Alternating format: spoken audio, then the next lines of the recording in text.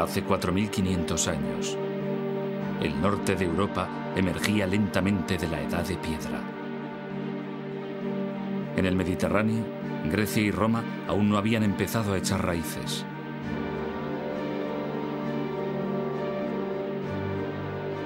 Mesopotamia todavía estaba muy lejos de la llegada del gran imperio asirio.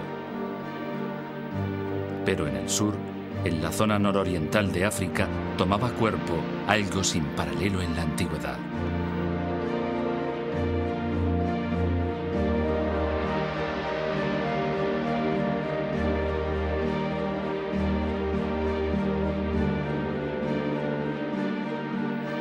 A orillas del Nilo, en Egipto, surgieron 3 pirámides colosales, 3 monumentos levantados por la civilización más duradera que ha existido en el mundo.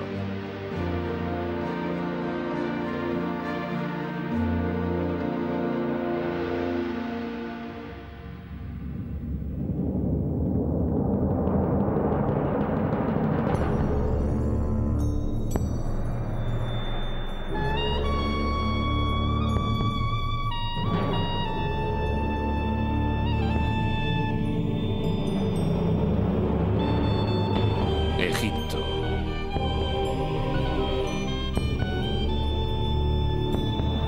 Del caos a los reyes.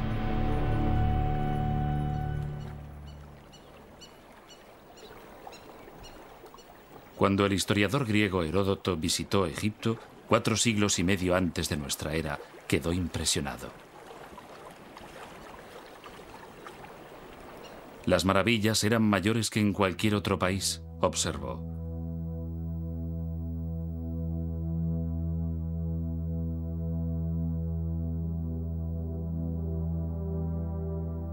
Había pirámides más altas que cualquier construcción levantada en el mundo. Avenidas de esfinges, mitad humanas, mitad animales. Y altos pilares de piedra llamados obeliscos. Había estatuas gigantes de faraones fallecidos mucho tiempo atrás. Y momias exóticas cubiertas de oro. Y por doquier, los símbolos enigmáticos de su escritura sagrada.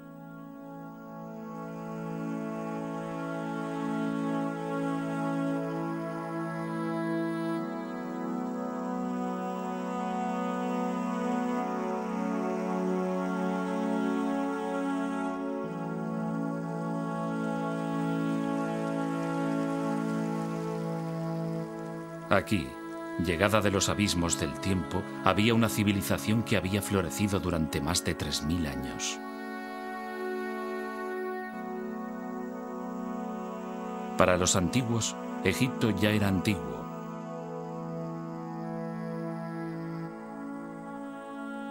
Cleopatra, que reinó en el siglo I antes de nuestra era, está cronológicamente más cerca de nosotros que de los faraones que levantaron las pirámides. Egipto es tan antiguo que durante siglos sus orígenes permanecieron envueltos en el misterio.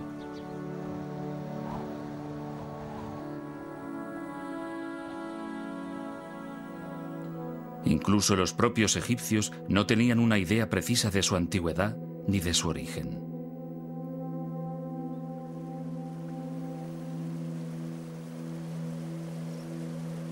Heródoto dijo que Egipto era un don del Nilo. Pero los egipcios sabían desde el principio que la vida en el Nilo podía ser muy precaria. Rodeados por una extensión infinita de desierto, vulnerables ante un río impredecible y un clima que podía cambiar súbitamente, la civilización egipcia se forjó en parte como respuesta a un entorno natural muy duro.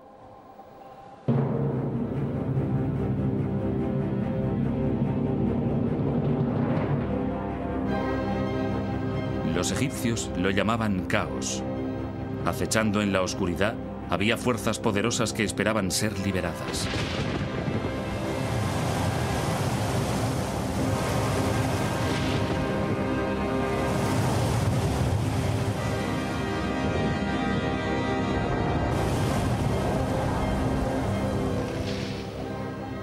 La catástrofe podía llegar en cualquier momento y por ello los egipcios se aferraban a una creencia profunda. El orden, opuesto al caos, era la voluntad de los dioses. Para mantener el orden y dominar el caos, los egipcios imaginaron un rey que era un dios vivo, la manifestación terrestre de Horus, el halcón, el gobernante de los cielos. Enfrentado a él estaba el dios del desgobierno, Set, el precursor del caos. El eterno conflicto entre orden y caos guiaría, finalmente, el destino de la civilización egipcia. Pero la verdadera historia de lo que ocurrió se desvaneció con el paso del tiempo.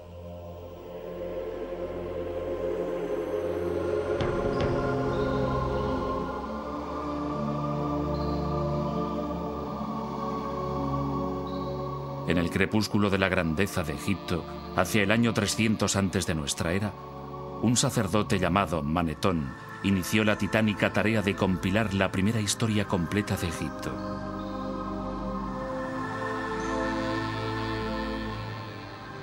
Pudo haber sido un reto desalentador, pero en las bibliotecas de los templos y en los muros de los lugares más sagrados de Egipto ya se habían escrito algunos volúmenes.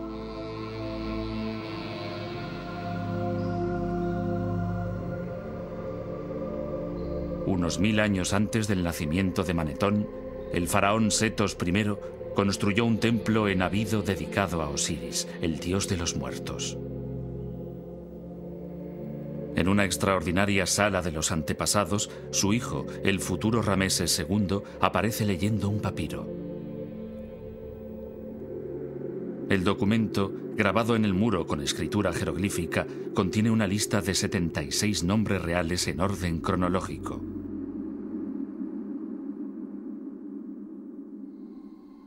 Cada nombre está rodeado por un estilizado anillo de cuerda. Este símbolo, llamado por los egiptólogos cartucho, identifica a un faraón.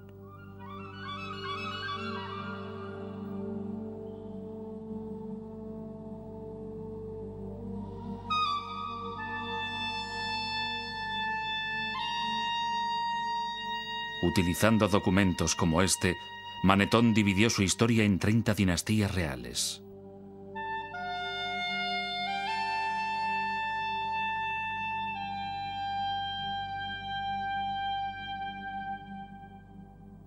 El rey Menes fundó la primera dinastía egipcia hacia el año 3100 antes de nuestra era. Según Manetón, reinó 62 años, durante los cuales expandió las fronteras de Egipto y adquirió una notable fama antes de ser arrollado por un hipopótamo.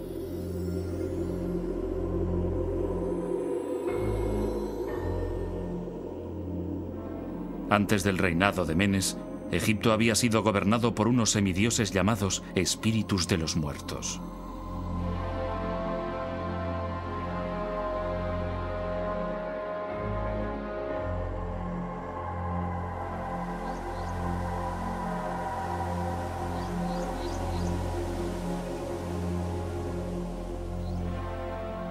Pero sus nombres se habían perdido en el olvido hacía mucho tiempo. ¿Eran los espíritus de los muertos historia o mitología? ¿Dónde empezó en realidad la civilización egipcia? Irónicamente, no comenzó en las orillas del Nilo.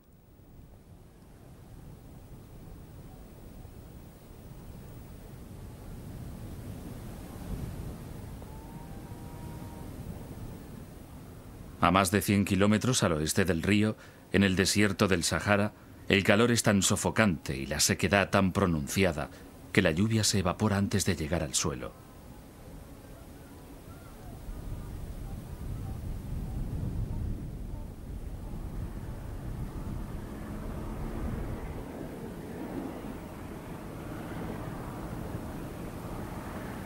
Aquí, en este paisaje desolado, vivió una tribu de nómadas que pudieron haber sido los antepasados de los faraones.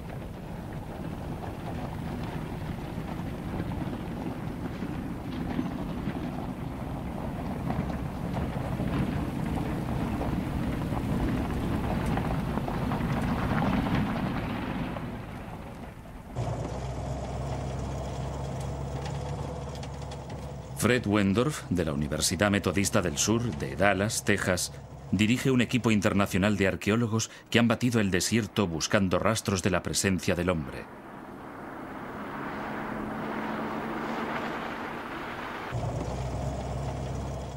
En 1974 localizaron un antiguo asentamiento en el borde de una depresión poco profunda que llamaron Playa Napta.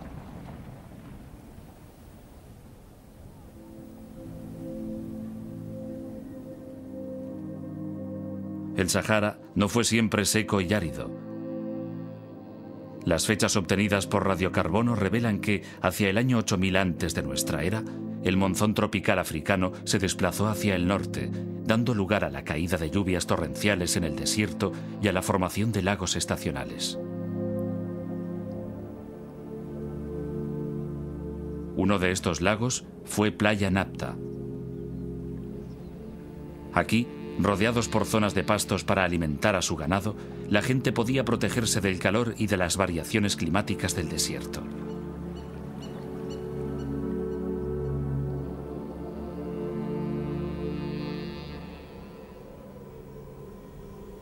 Pero la lluvia era impredecible, y sin ella el lago se secaba.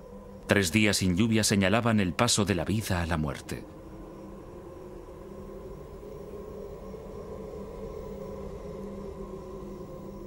Cuando la supervivencia estaba en entredicho, sucedió algo sorprendente.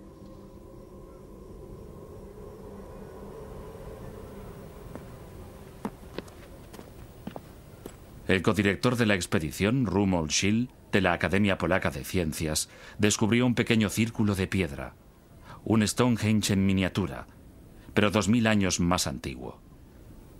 En su opinión, pudiera haber servido para predecir la llegada de la estación de las lluvias.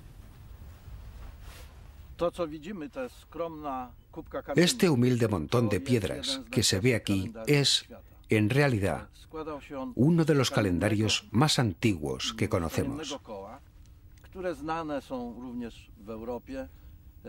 Consistía en un anillo y 2 alineaciones de piedras verticales que yo llamo puertas. Pueden verse aquí y allí, y una de las alineaciones señala exactamente el norte. La otra, que se ve aquí, orientada en esta dirección, señala la posición del Sol el 21 de junio. Este día comienza el verano, comienza la estación de las lluvias en esta franja de África.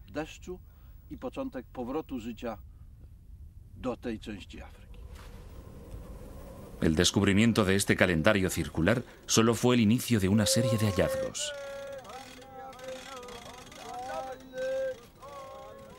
Cerca de allí se encontraron varias piedras colocadas formando círculos que marcaban la situación de hoyos profundos.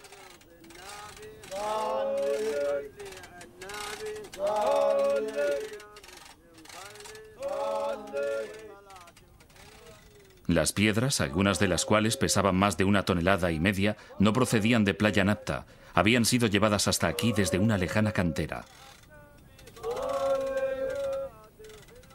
Para los habitantes del desierto, transportar grandes piedras y levantarlas era algo que requería un inmenso esfuerzo y mucha organización.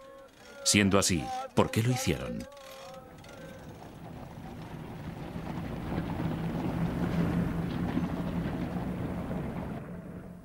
Fred Wendorf cree que podrían señalar la posición de tumbas de personajes importantes u honrar a sus espíritus.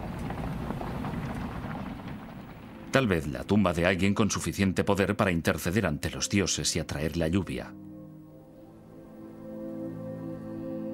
Uno de los objetos más imponentes fue hallado en este hoyo, tal vez la última morada de un caudillo o un gobernante. A primera vista parecía un bloque normal, pero cuando Wendorf lo examinó con más detalle, resultó ser una escultura primitiva.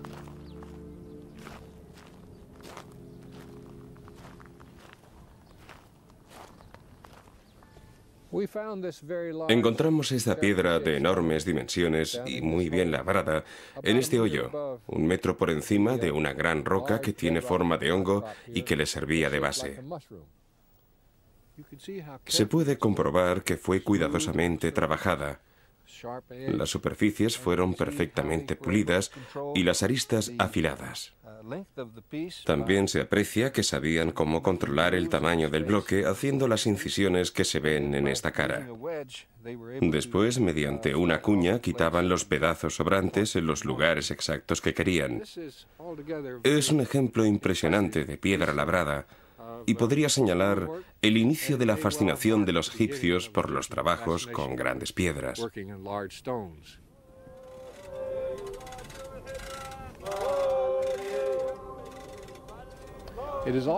También es una prueba importante de la existencia de diferentes estratos sociales, porque se necesitó habilidad para controlar a la multitud de hombres dedicados a dar forma al bloque y ponerlo en una posición que encajara con la piedra que lo sustentaba. Para ello fue necesario que un gran número de hombres trabajara durante un largo periodo de tiempo, lo cual indica que quien los mandaba tenía una categoría superior a la de los demás. Aquí, hace 7000 años, los primeros y toscos monumentos de Egipto surgieron del desierto para honrar a un rey caído y para llevar orden al caos.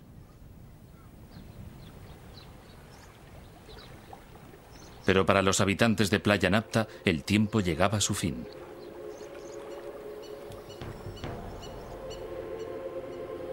Hacia el año 5000 antes de nuestra era, el monzón de verano volvió a cambiar de ruta, dirigiéndose ahora hacia el sur.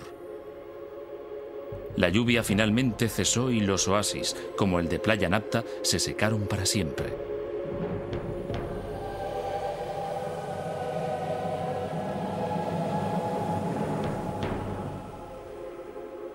Obligados a abandonar el desierto, sus habitantes tomaron el camino del este, hacia el Nilo.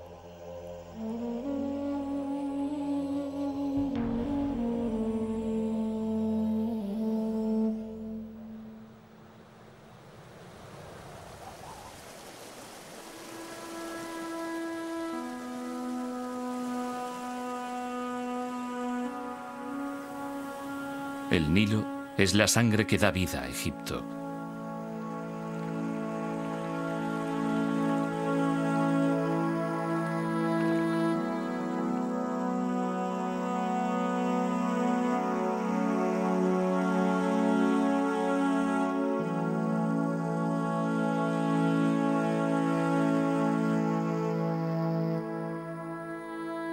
Desde su nacimiento, en las profundidades del este africano, el río fluye hacia el norte durante unos 6000 kilómetros antes de llegar a Egipto, donde forma un oasis que se extiende a lo largo de unos 900 kilómetros.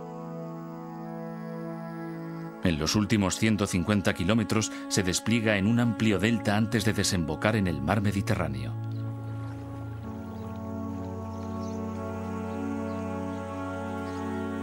Para la historia egipcia, el Nilo fue a la vez una bendición y una maldición.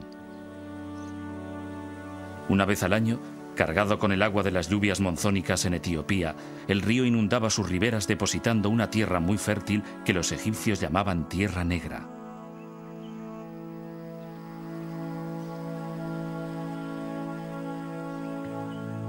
Sin el río, Egipto sería estéril.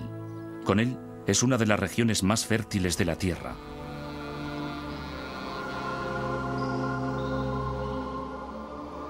Pero en el pasado, el río era tan impredecible como la lluvia en el desierto. Una crecida demasiado alta podía arrasar aldeas. En cambio, si era demasiado baja, ocasionaba hambre. Para escapar del caos de la incertidumbre, los egipcios idearon el primer calendario del mundo basado en 3 estaciones de 4 meses cada una. Es el modelo del calendario que utilizamos en la actualidad. Pero entonces no estudiaban el tiempo, estudiaban el Nilo.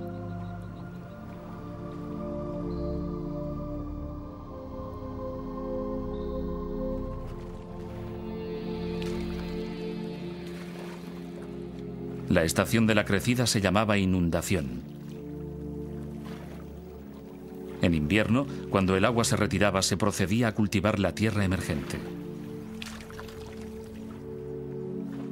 Durante la estación seca, cuando el Nilo estaba en su nivel más bajo, se realizaba la cosecha.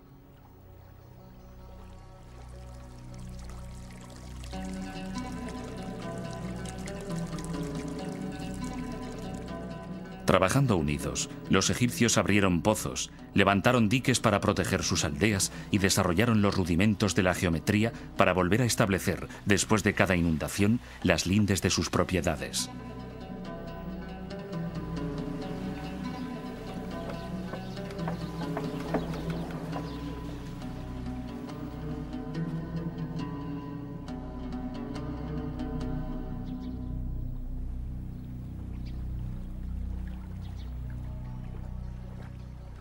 En el año 4000 antes de nuestra era, cuando los habitantes de Playa Napta ya se habían instalado en el valle del Nilo, empezaron a aparecer los primeros indicios de la civilización egipcia.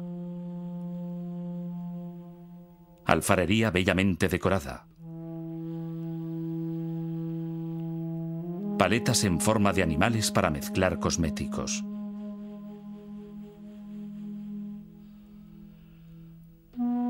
Y cuchillos de pedernal tan bien acabados que nunca han sido igualados, algunos con mangos de marfil bellamente tallados.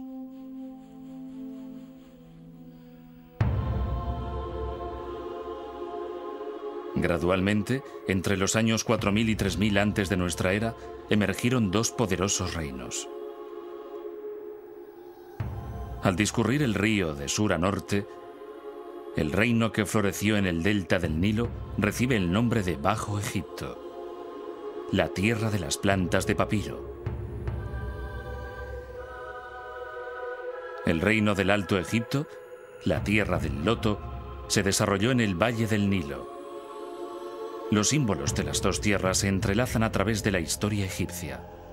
Significan la unión de dos territorios para formar la primera gran civilización del mundo.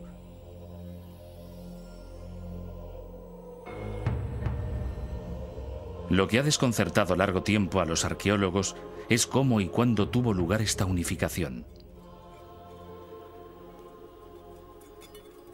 René Friedman, de la Universidad de California en Berkeley, y sus colegas están buscando pistas de ello en la antigua capital del Alto Egipto.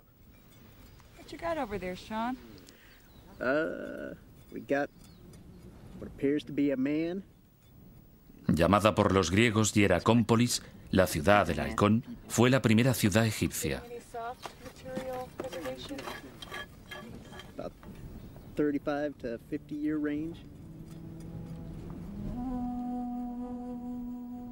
Sus monumentos y construcciones desaparecieron hace tiempo. En su lugar se encuentran por doquier agujeros abiertos por los ladrones. Hace un siglo, los arqueólogos creyeron que todo lo que quedaba en el desierto era un cementerio saqueado y que no valía la pena excavarlo. No podían imaginarse que en la arena se escondía una gran riqueza de nuevas informaciones.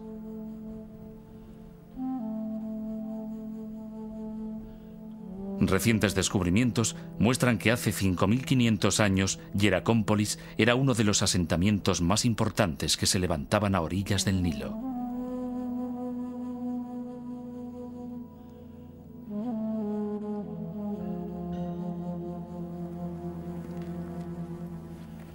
Tenía unos 3 kilómetros de longitud y era una comunidad bulliciosa de agricultores, administradores, artesanos y alfareros. Un alfarero manufacturaba objetos de barro para sus vecinos. Firmaba sus vasijas presionando con el pulgar sobre el barro húmedo en el borde de las piezas. 5000 años más tarde, los fragmentos de esta cerámica aún cubren el terreno inmediato a su horno.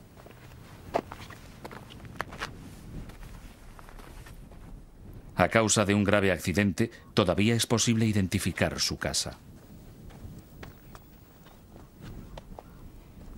Estos son los restos de la casa del alfarero. En todo Egipto es la casa más antigua que se ha conservado y su buen estado de conservación se debe a que el alfarero trabajaba demasiado cerca de su vivienda. Por fortuna nuestra y desgracia suya, cierto día un cambio de viento hizo que el fuego del horno superara la corta distancia que había hasta su casa y la incendiara. El fuego quemó y endureció el limo y el adobe que formaban la parte inferior de la casa. reduciendo las vigas y las esteras de sus paredes al carbón y a las cenizas que vemos aquí.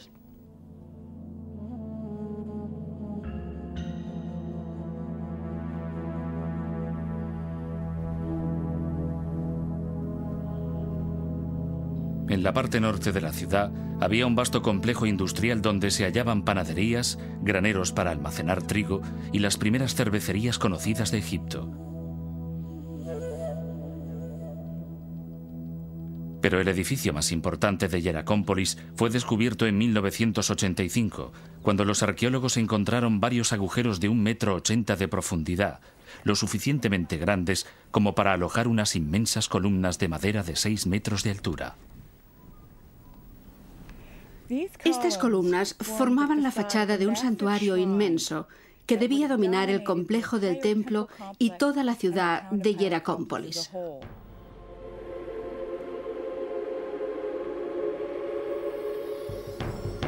Es el primer templo conocido de Egipto.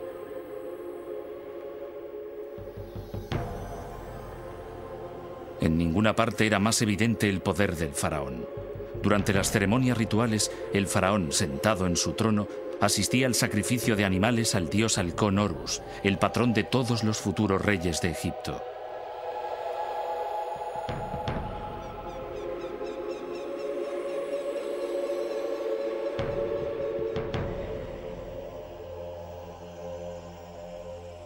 Pensado para recordar la silueta de un animal agachado con cuernos y una cola, el templo estaba ricamente decorado con esteras de colores y pilares, tal vez hechos con cedros importados del Líbano.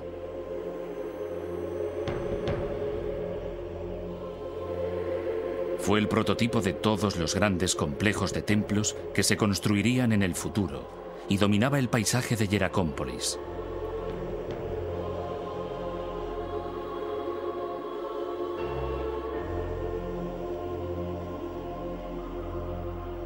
Pero a la ciudad del halcón le salió una rival en Buto, la capital del Bajo Egipto.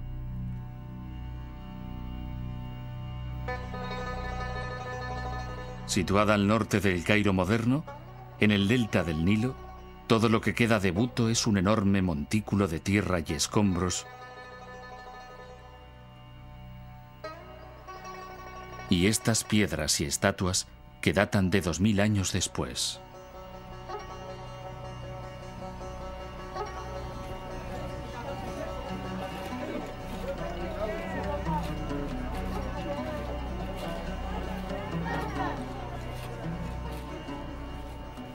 A pesar de todo, en esta zanja los arqueólogos han descubierto fragmentos de centenares de utensilios de barro que proceden del mismo período que Hieracómpolis, 3500 años antes de nuestra era, e incluso de antes.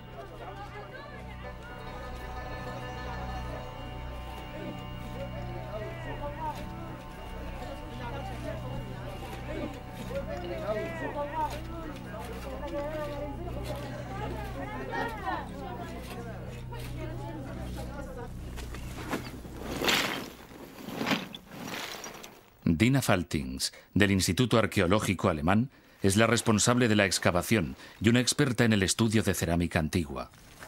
Reuniendo fragmentos y comparándolos con la cerámica de Hieracómpolis, realizó un descubrimiento sorprendente.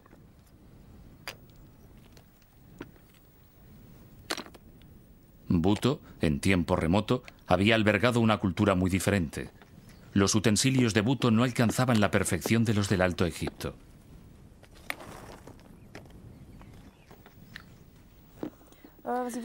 Tenemos aquí una vasija de cerámica formada por una base y unas láminas verticales dispuestas a su alrededor que simplemente fueron unidas y calentadas superficialmente para fijarlas al conjunto. Se trata de una técnica poco evolucionada. En contraste con esto, tenemos algunas importaciones del Alto Egipto, como esta vasija. Es pequeña y elegante, de mayor calidad. Se observa incluso con el sonido. Las paredes son delgadas y la técnica más depurada. En el Alto Egipto tenían mejores hornos y evidentemente los habitantes del Bajo Egipto que hicieron estas vasijas lo sabían. Trataron de imitarlos, pero como su conocimiento del oficio y su desarrollo técnico eran inferiores, Los resultados fueron deficientes, como ponen de manifiesto estas vasijas que hemos encontrado.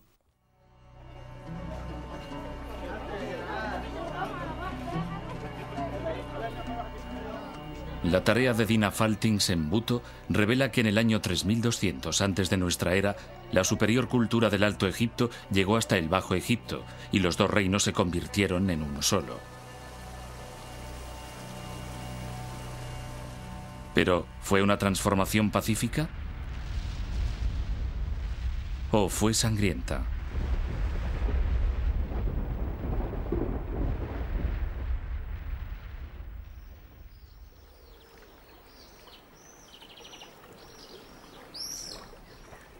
La unión de los dos reinos, que se extendía a lo largo del Nilo, era un punto de referencia en la evolución de la civilización egipcia. Pero cómo se llegó a ello era una pregunta de difícil respuesta. Todo lo que tenían los arqueólogos para basar sus teorías era un objeto encontrado en Hieracómpolis en 1898. Esta exquisita paleta ceremonial de pizarra data aproximadamente del año 3100 antes de nuestra era. Está dedicada a un rey del Alto Egipto llamado Narmer, que algunos creen que fue el legendario rey Menes, el primer faraón de Egipto. En una de sus caras, Narmer, tocado con una corona acabada en forma de bulbo, está a punto de golpear a un prisionero en presencia de Horus, el dios halcón de Hieracómpolis.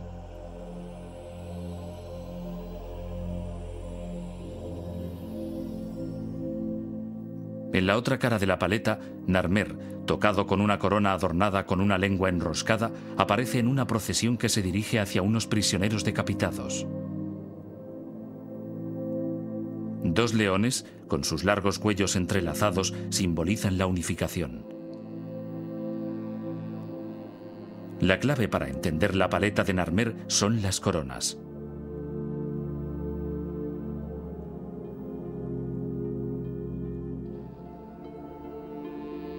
En el Alto Egipto, el rey llevaba una corona blanca con el extremo superior en forma de bulbo.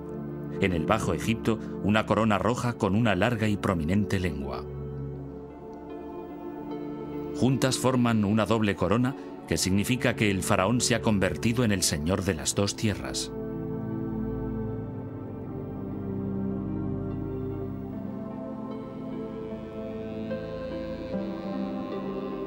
En los 3000 años que siguieron a la unificación, la imagen del rey ciñendo una doble corona aparecerá en estatuas y templos a lo largo y ancho de Egipto para indicar su dominio sobre todo el territorio.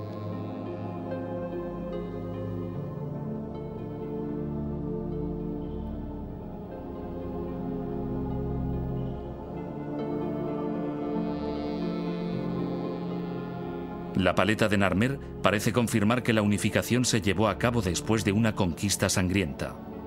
Durante un siglo fue la única prueba de ello, hasta que apareció un pequeño objeto en el cementerio real más antiguo de Egipto, Abido.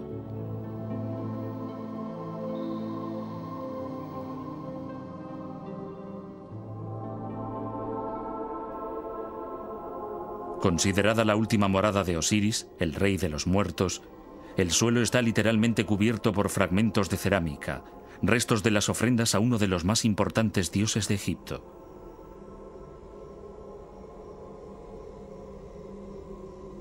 Mucho antes que los faraones construyeran las pirámides o tallaran sus tumbas en el Valle de los Reyes, los primeros gobernantes de Egipto fueron enterrados aquí en grandes tumbas construidas con adobe.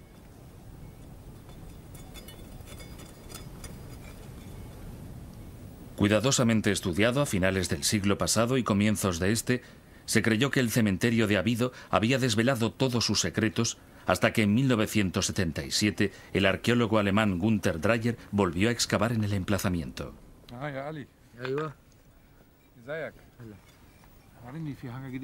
Desde entonces, él y su equipo han investigado de nuevo las tumbas de varios de los primeros reyes, incluyendo la del rey Narmer.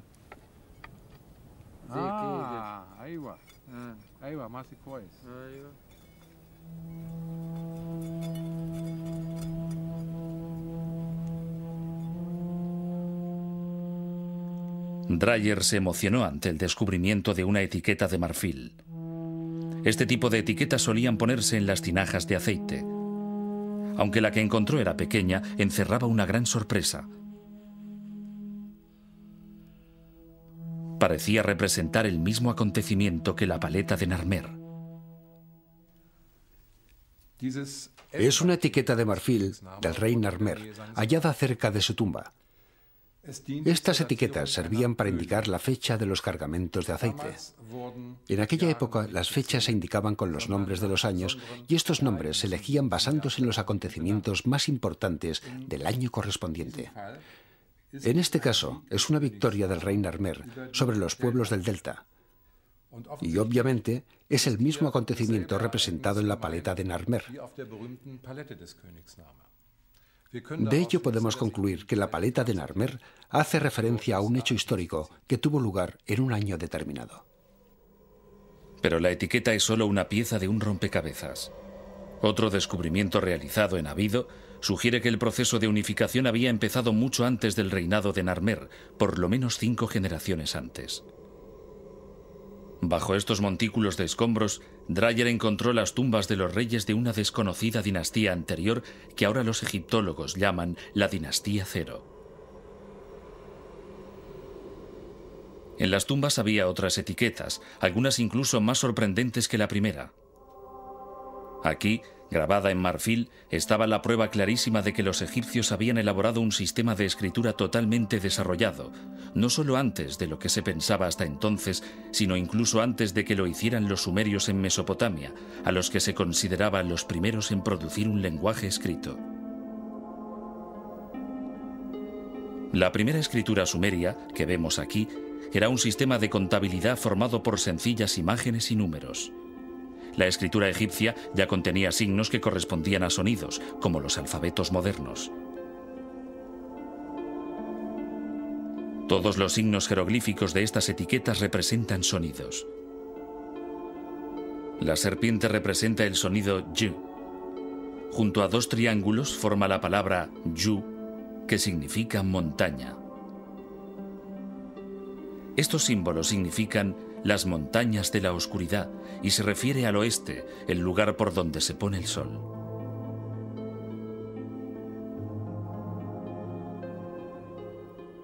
Los jeroglíficos de otras etiquetas indican que el rey ya recaudaba impuestos en el Alto y en el Bajo Egipto, una clara señal de que la unificación ya se había producido. Para consolidar el reino, se construyó una nueva capital en el punto de encuentro del Alto y el Bajo Egipto. Fundada por el rey Menes, que algunos egiptólogos creen que es el histórico rey Narmer, Memphis estaba destinada a ser la mayor ciudad del país.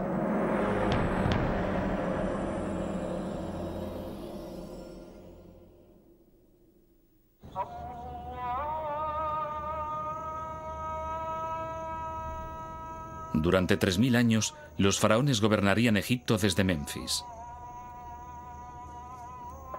Hoy, de aquella ciudad solo quedan ruinas, pero nada que date de los tiempos del rey Narmer. Los egiptólogos hace tiempo que creen que la antigua capital siempre estuvo situada aquí.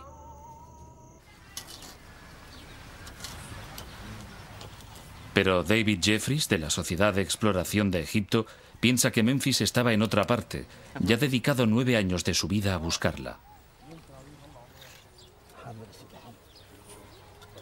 Utilizando una sencilla perforadora manual, tomó una serie de muestras en los campos que hay a 3 kilómetros al oeste de las ruinas.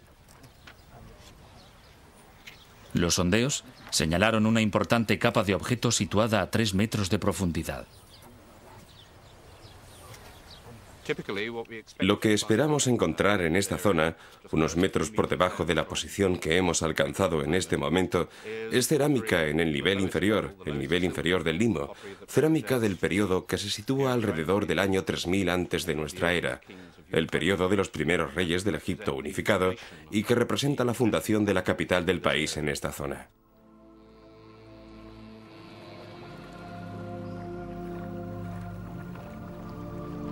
¿Cuál pudo ser la causa de que la primera capital de la nación, una gran ciudad con palacios y templos, casas y edificios administrativos, decidiera cambiar de emplazamiento?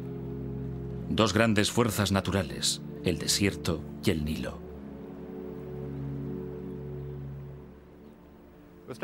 Ahora estamos en los límites del desierto occidental, mirando el valle del Nilo hacia los riscos orientales. Aquí el valle solo tiene 7 kilómetros de anchura. Es tan estrecho como en cualquier otra parte del norte del valle, y lo que creemos haber demostrado, estamos mirando hacia el área donde hemos estado haciendo estos sondeos, lo que creemos haber demostrado es que aquí el río fluía muy cerca de los límites del desierto y que la ciudad se extendía a lo largo del río, exactamente debajo de donde nos hallamos. Y que al llegar la arena del desierto occidental y al mismo tiempo desplazarse el río hacia el este, la ciudad siguió el movimiento del río hasta donde hoy están las conocidas ruinas de Midrashina, a unos 3 kilómetros a través del valle. El caos de los cambios del Nilo, por una parte, y el crecimiento del desierto, por otra, persiguieron a los egipcios durante toda su historia.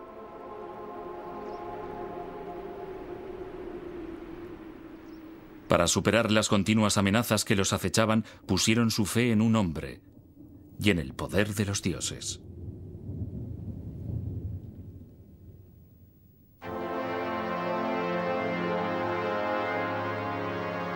Para protegerse del desastre, los egipcios confirieron a su rey un poder absoluto y le adoraron como a un dios. Solo una divinidad podía hablar con los dioses y solo una divinidad podía alejar el caos. Para mantener el orden, llamado Maat, personificado por una diosa sentada con una pluma en la cabeza, el faraón realizaba rituales diarios. Para apaciguar a los dioses, construía lujosos templos provistos de comida, bebida y otras ofrendas.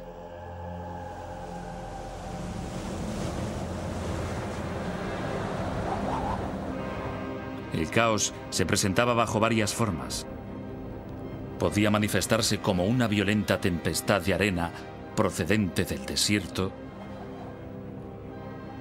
o como un enemigo extranjero.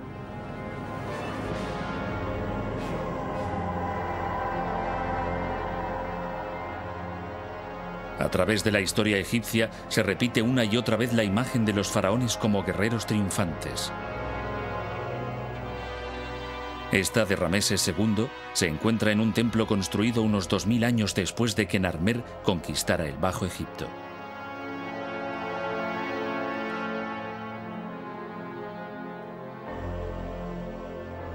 Seguramente Rameses nunca condujo un ejército al combate. La imagen es más simbólica que real. Un mensaje que indicaba a todos los que lo veían que el rey cumplía su deber sagrado de mantener Maat, el orden divino.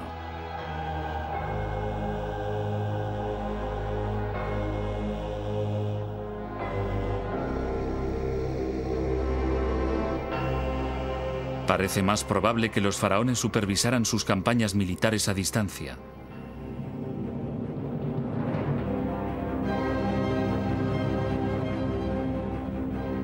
En el año 2280 a.C., un importante oficial de la corte llamado Uni hizo que esculpieran los detalles de su extraordinaria carrera en los muros de su tumba. Uni explica cómo su faraón, Cíope I, se enfrentó a una tribu de nómadas. Cuando su majestad se enfrentó a los que moran en los desiertos del este, formó un ejército de varias decenas de millares de hombres procedentes de todo el Alto Egipto. Había nobles, portadores del sello, caudillos y jefes de las ciudades. Yo era el que los dirigía.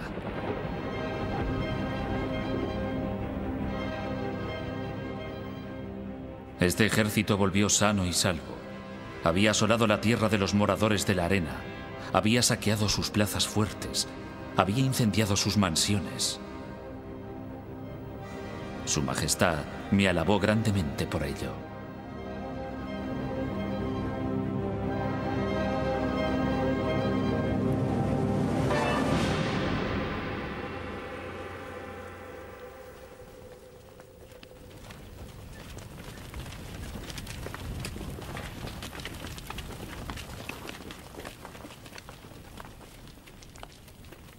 Con un tremendo poder y una gran fuerza destructora, el caos podía también surgir de la nada. No muy lejos del emplazamiento de la antigua Memphis, en una cantera de Helouan, 30 kilómetros al sur del Cairo, está la presa más antigua del mundo. Aunque es difícil de imaginar, después de 4000 años, esta inmensa mole de piedra formaba parte de un enorme proyecto de ingeniería proyectado para controlar las inundaciones súbitas. Fascinado por la temprana tecnología egipcia, Günther Dreyer realizó un detallado estudio de la presa. Calculó que 500 hombres tardaron 10 años en construirla, cargando hasta allí unas 184.000 toneladas de piedras. La presa era un intento extraordinario de dominar el caos. Por desgracia, no funcionó. La presa atravesaba el Wadi, desde allí hasta ahí. Tenía una longitud de unos 110 metros y una altura de unos 15. Era una construcción bastante sólida. La sección transversal habría tenido este aspecto. En la base, su longitud sería de unos 100 metros, en la parte superior de 60 metros. Estaba dividida en 3 partes. En el centro, un terraplén de arena, y en los 2 lados un conjunto de piedras sin labrar cubiertas con bloques de piedra caliza. Por desgracia, una crecida se llevó la presa antes de estar terminada. El agua vino por aquí y destruyó la parte inacabada. Después, en unos minutos, enormes cantidades de agua bajaron por el Wadi y destruyeron todas las instalaciones inferiores. Así, el trabajo de unos 10 años y 500 hombres fue en vano.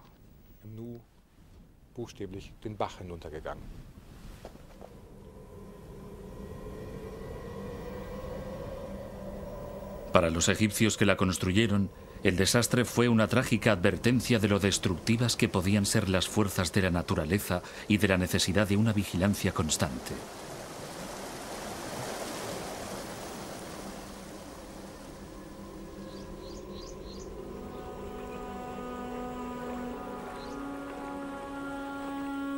Fue la particular visión del cosmos de los egipcios, moldeada por su entorno, la que sostuvo la civilización más duradera del mundo.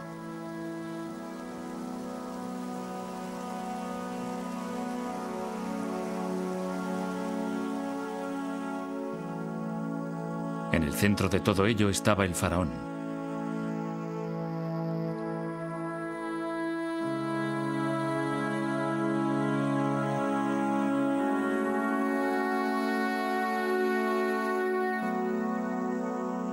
Con las artes forjadas por sus antepasados en el desierto y perfeccionadas a lo largo de las orillas del siempre cambiante Nilo, mantenía la balanza del universo con justicia y devoción.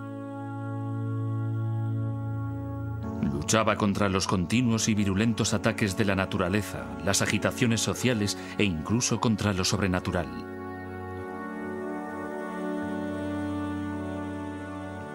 Pero al final, había una última batalla contra el caos de la que nadie podía escapar. Aunque el faraón era un dios, también era un hombre. Debía morir.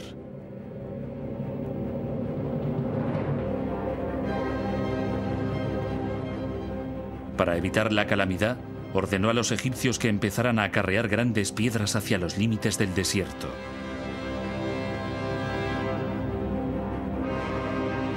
Lentamente, surgió una nueva clase de monumento que debía simbolizar el triunfo final del rey. El triunfo de la vida eterna. Había empezado la era de las pirámides.